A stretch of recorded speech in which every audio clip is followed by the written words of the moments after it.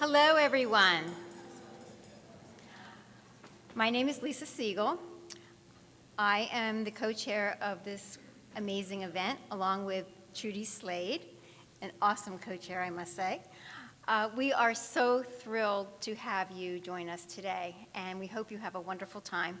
This is the first luncheon lecture of our series of Beauty Through the Ages, and you'll learn more about the other two that are following a little bit later, but we are just thrilled to have you here. And we are also thrilled to have a very special guest joining us today, Dr. Richard Hodges, the Williams Director of the Penn Museum. Dr. Hodges.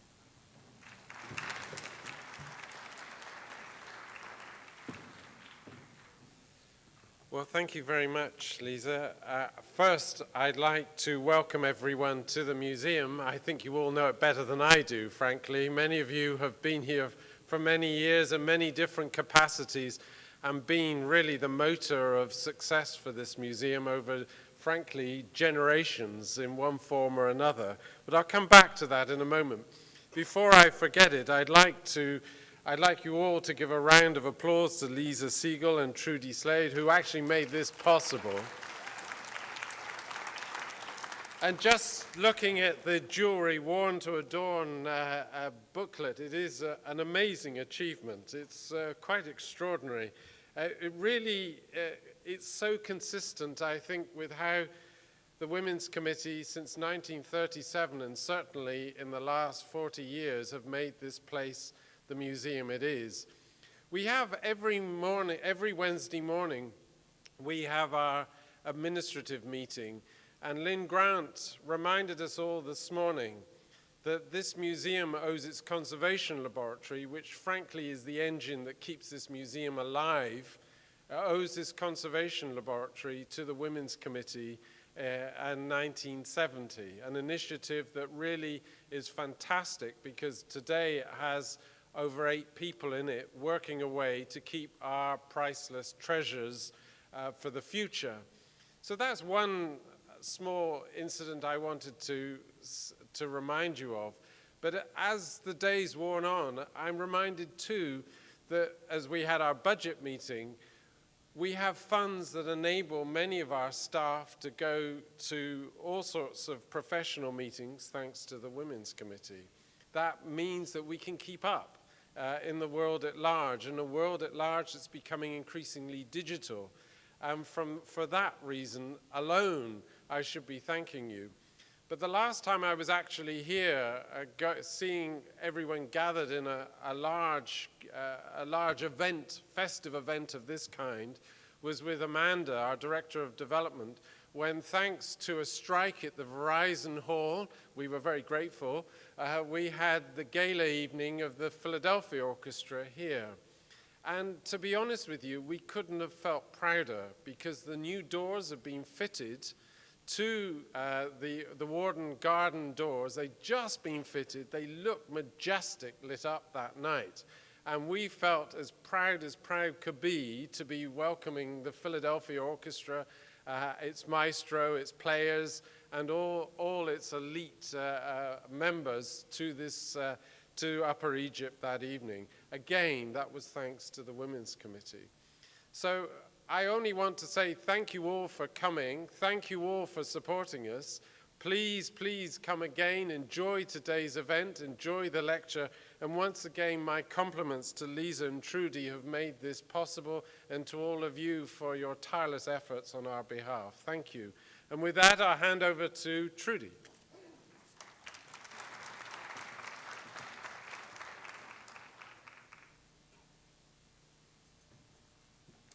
Thank you, Richard. I have the distinct honor to present to you our fantastic speaker of today, Dr. Jane Hickman, who is one of our own here at the Penn Museum. There is a lovely write-up about Jane in the page of your Directory of Services pamphlet.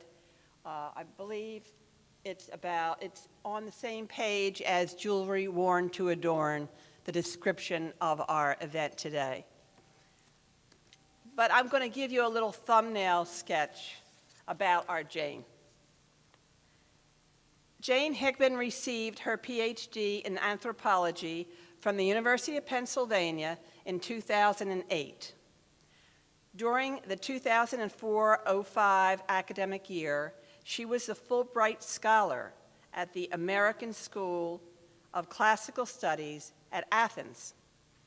Dr. Hickman was the recipient of a Louis J. Kolb Fellowship at the Penn Museum, where she currently serves as a consulting scholar and is the editor of the Penn Museum Expedition magazine. Jane also serves as special assistant to the director for museum programs.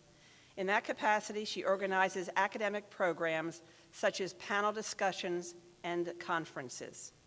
Jane's research focuses on gold and silver jewelry from the ancient Aegean, the Near East, and Central Asia.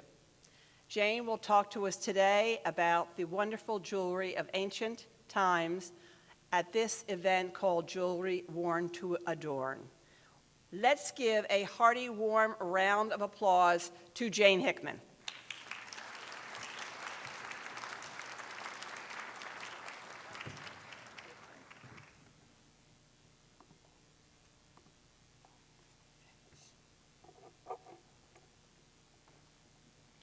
Thank you, Trudy and Lisa, and thank you all for coming today. I'm going to talk to you about the royal tombs at Ur and Queen Puabi's jewelry. But first, let's think about why we wear jewelry. The reasons are the same today as they've been for thousands of years. We wear jewelry as personal adornment to enhance our appearance as a means of personal expression, individual expression. In some societies, jewelry might reveal marital status, age, or affiliation with a cultural or religious group. Jewelry can also be an indication of wealth. A bride's wealth, her dowry, may contain jewelry. This was especially important in antiquity, as jewelry made from gold or silver was portable. It could be hidden during dangerous times, or traded or melted down in times of need. Many of us have pieces that we wear every day that define our style, like a pair of pearl earrings, or a favorite necklace, or a wedding ring. Although customs related to jewelry change through time and space, there is one constant. Both men and women wear jewelry. And I was just about to say, looking around this room, you wouldn't know that, but men and women wear jewelry. This Navajo tribal leader wore jewelry on special occasions, ceremonies, and celebrations, just one way to show the symbols meaningful to the society in which he lived. Jewelry might also be family or clan heirlooms, that have objects that have deep personal meaning, pieces that are passed down from one generation to the next. This statue of Fudo, which you passed by today as you entered the Chinese rotunda, wears a gold necklace and armbands. In this case, gold is an indication of his power. It sends a message of strength. Over the past century or so, when archaeologists were mostly men, jewelry was considered much less important than other types of material culture. Objects of adornment, especially small pieces, were considered mere trinkets, or in the words of archaeologists, small finds. But today, it's an exciting field of study.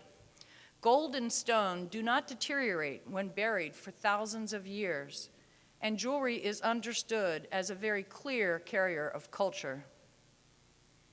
So as we look at Queen Puabi's jewelry today, you'll see how a powerful figure, queen of one of the most important city-states in Mesopotamia, was buried and is now remembered for all time. This jewelry is what set her apart, and she must have looked truly magnificent when she wore it in life. Let me set the stage for the discovery of Puabi and her jewelry. Her tomb was located at the site of Ur in ancient Mesopotamia, which is current-day Iraq, just west of the Euphrates River. The remains of a crumbling mud brick ziggurat, a step pyramid which was part of a temple complex, was first noticed at Ur by Westerners in the mid-17th century. Part of it was excavated by the British in the 1800s. About 40 to 50 years ago, the ziggurat was reconstructed by the Iraqis. And the reason the site is preserved, or was preserved, in recent times is that Ur is located on the edge of a large American air base, so it was never looted during the most recent modern conflicts. The cemetery was discovered and excavated by Sir Leonard Woolley in the 1920s and 30s. Woolley's work was sponsored by the University of Pennsylvania Museum and the British Museum. Here, Woolley sits with his friend and colleague in archaeology, T.E. Lawrence, better known as Lawrence of Arabia. Woolley worked at Ur for 12 years with an average of 200 to 300 workers. That's a scale that would be unheard of today at any site in the world. The tombs Woolley discovered contained objects made from various raw materials: gold, silver, copper, deep blue lapis lazuli, red-orange carnelian, white agate, and more. Virtually all of these materials were imported to Ur. This was evidence of extensive long-distance trade and the presence of local workshops dedicated to the production of jewelry and other exotic goods. My favorite artifact from the Penn Museum archives is the telegram that Leonard Woolley sent to the Penn Museum on January 4th, 1928. He also sent a similar telegram to the British Museum. He wrote in Latin, so no workers or Western Union clerks would know of his discovery. The telegram reads in English, "I found the intact tomb, stone-built and vaulted over with bricks, of Queen Shubad," which was that current translation of her name, it's now Puabi, "with a dress in which gems, flower crowns, and animal figures are woven. Tomb magnificent with jewels and golden cups." Woolley's great discovery made headlines around the world. This is a headline from the New York Times just a few weeks after that telegram was sent: "Royal Tombs of Ur, Rich in Treasure."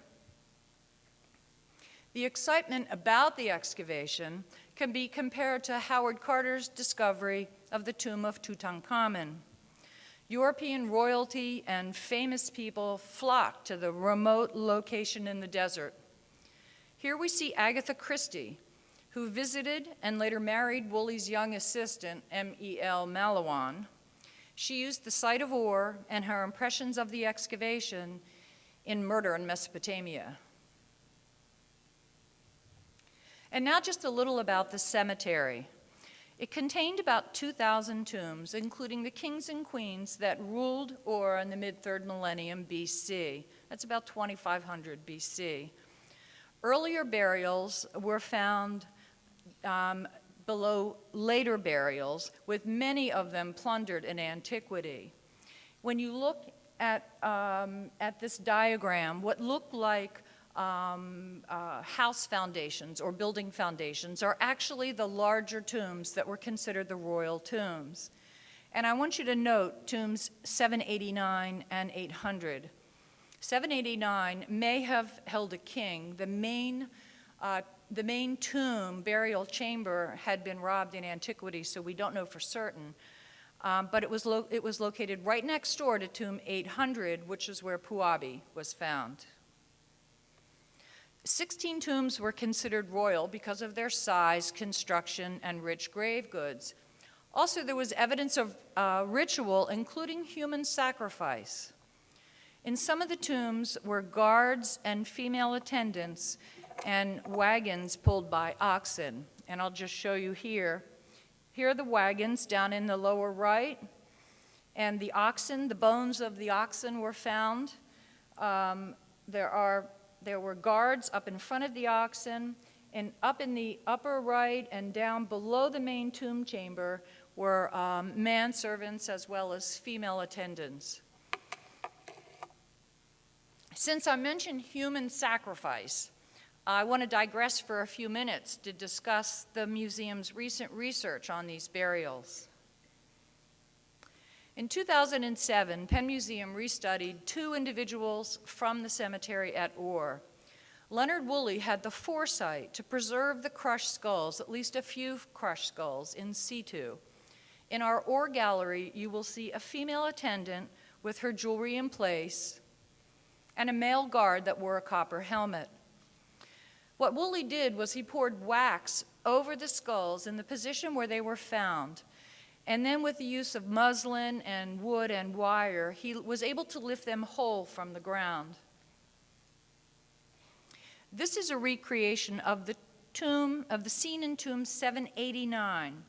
Tomb 800, where Puabi was buried, would have looked much like this. The main tomb here, perhaps of a king, perhaps the husband of Puabi, had been robbed, but the remainder of the pit was undisturbed. Leonard Woolley, the excavator, imagined that the king's entourage came down into the pit while they were still alive. And here you see, again, there are some guards on the left side of the screen. We have 2 carts with men that were in charge of the carts, each one pulled by 3 oxen with grooms, men to take care of the animals. And in the back, all in front of the main tomb, which had been robbed, were found men and women, manservants and female attendants, dressed quite elaborately. Many of the women wore versions of what Queen Puabi wore, and they had died, it was thought, in position. I want to read you just one thing, which is how Leonard Woolley thought the sacrifice was played out in ancient times. And I'm quoting him directly. "We must imagine the burial in the chamber to be complete and the door sealed. Down the sloping passage comes a procession of people, the members of the court, soldiers, men servants, and women, the latter in all their finery of brightly colored garments and headdresses of lapis lazuli and silver and gold, and with them musicians bearing harps or lyres, cymbals and sistra. They take up their positions in the further part of the pit, and then there are driven or back down the slope the chariots drawn by oxen or by asses, the drivers in the carts, the grooms holding the heads of the draft animals. Each man and woman brought a little cup of clay or stone or metal, the only equipment required for the rite that was to follow. Some kind of service there must have been at the bottom of the shaft. At least it is evident that the musicians played up to the last, and that each drank from the cup. Either they brought the potion with them, or they found it prepared for them on the spot, and they composed themselves for death. Then someone came down and killed the animals, and perhaps arranged the drugged bodies, and when that was done, the filling in of the grave shaft began." And now back to me. Recent research has cast doubt on how the servants died. CT scans were done on 2 skulls in our collection, and the scans showed fractures in both skulls that occurred prior to or at the time of death.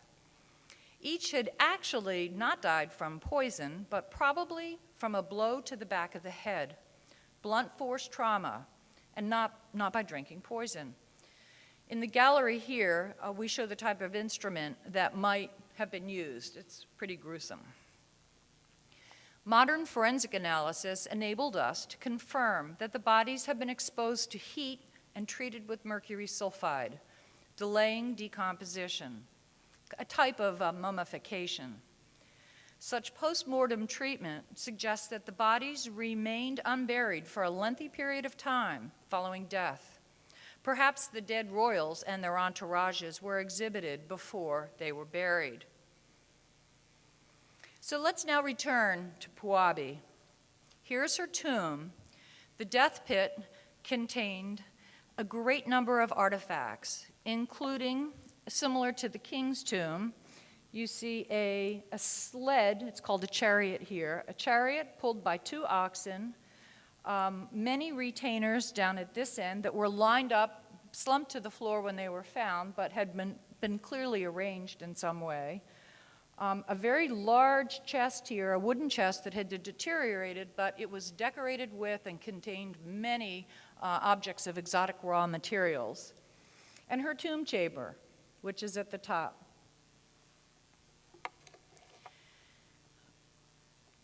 I would say at this point, too, that it's unknown whether Puabi died of natural causes, which has been assumed, or whether she was also sacrificed when the king died, if indeed the king had been buried in the tomb next to her.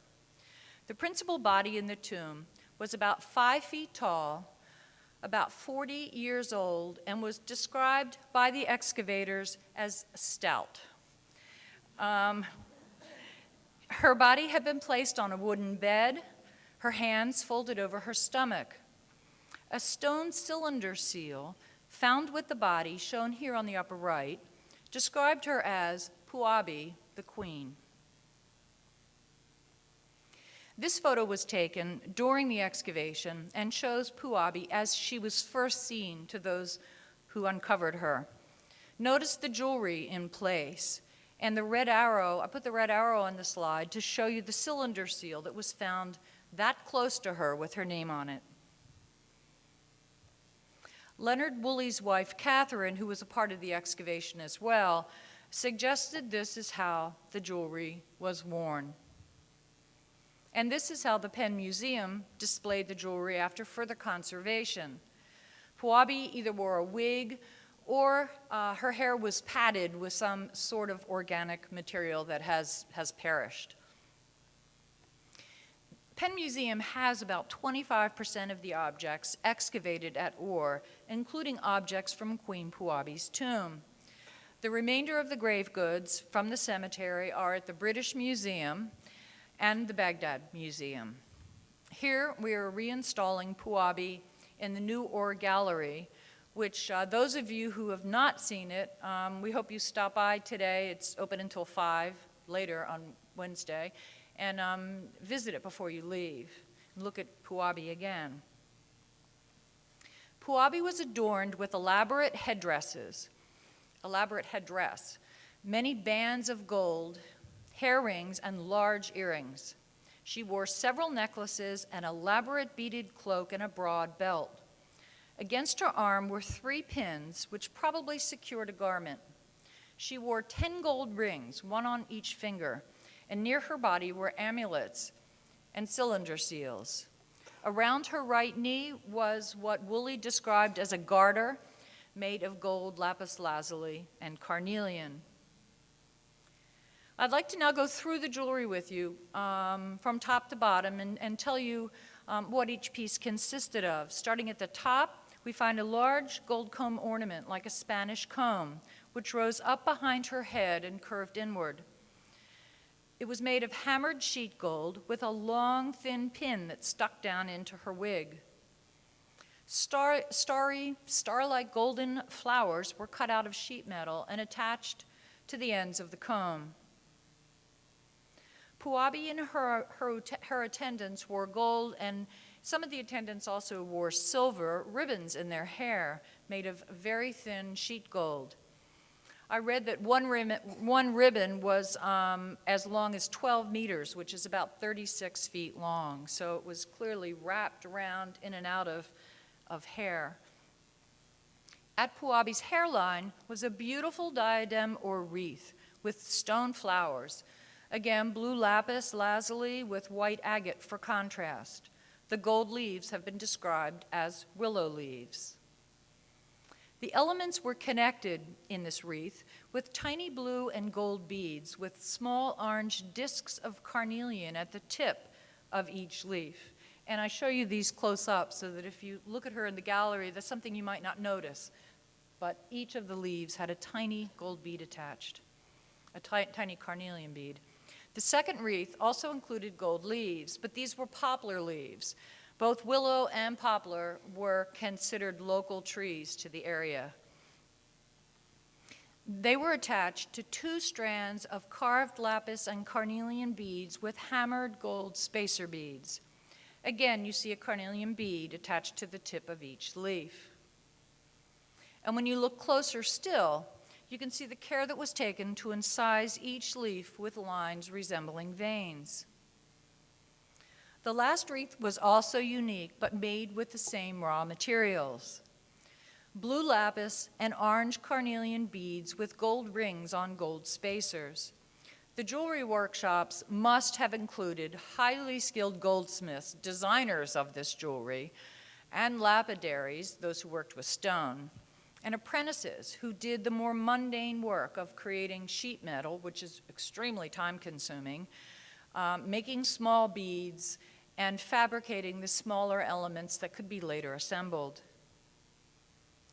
Hair rings, 2 on each side, were found above Puabi's ears, and they were probably worn around locks of hair. Puabi's earrings were quite large and lunate-shaped.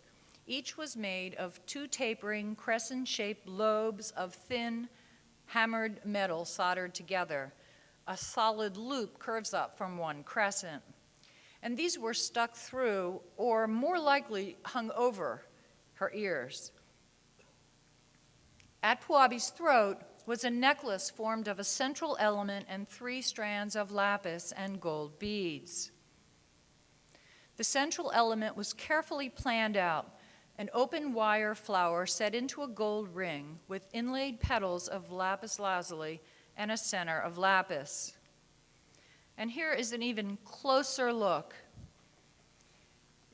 See how the wire, which is called square section wire, it means it's flat on all 4 sides compared to round wire. See how the wire is wrapped around 2 to 3 times around the center and then pulled up to form each of the petals. And then it comes back down and goes up, comes back down and goes up. So it was very carefully crafted, probably with the use of pieces of wood to keep the petals the same size.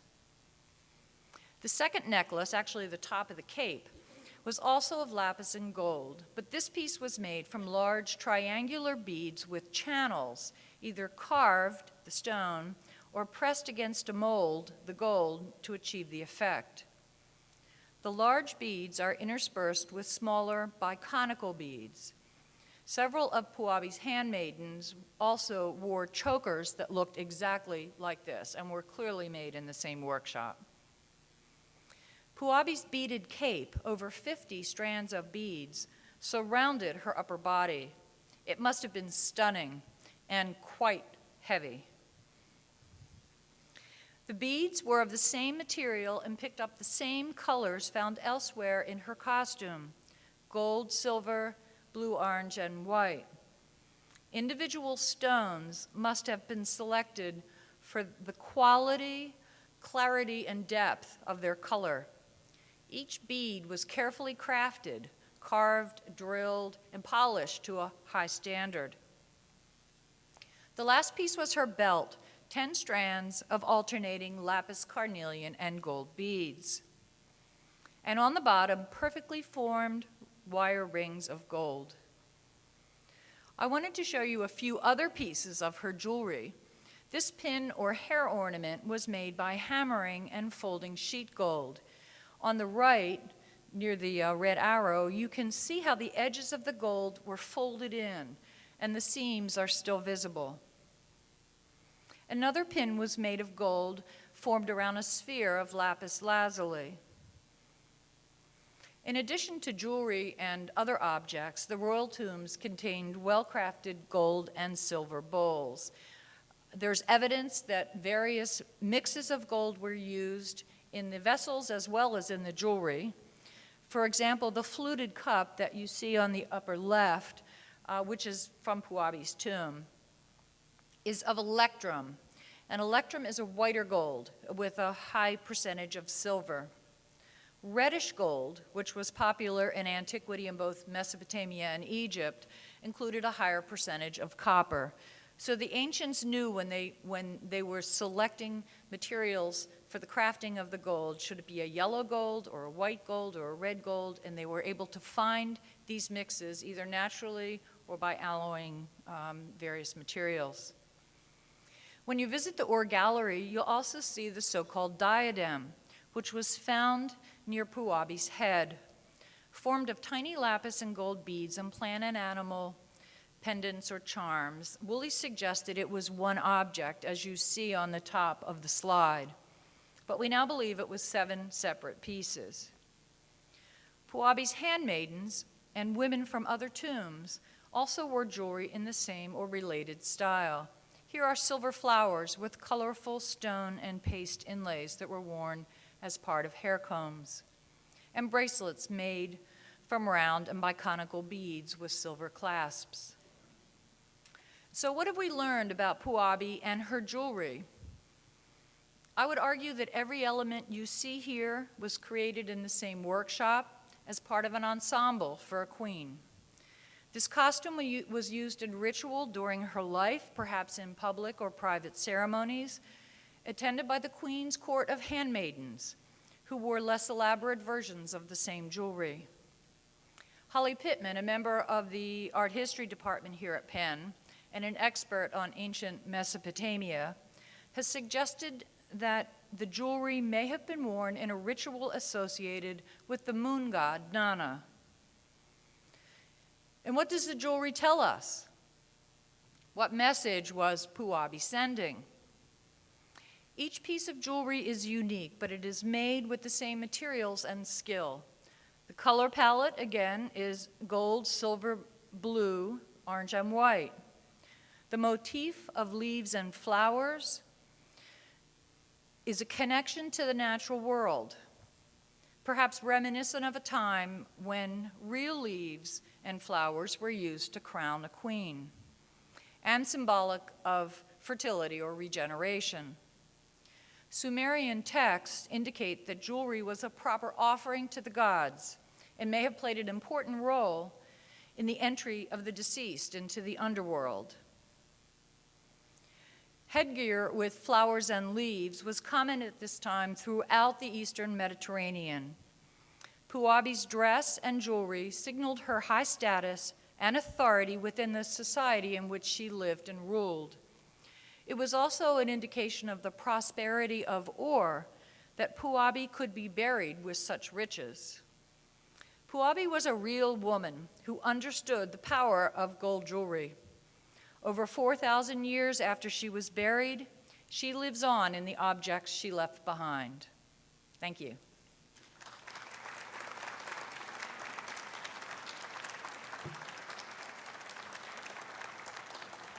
And I just have one other thing to say. If you're interested in reading more about the royal tombs, I recommend a book published by the Penn Museum about 10 or 12 years ago called Treasures from the Royal Tombs of Ore, edited by Richard Zettler and Lee Horn. It really has wonderful information, essays on all aspects of the burial. Thank you very much.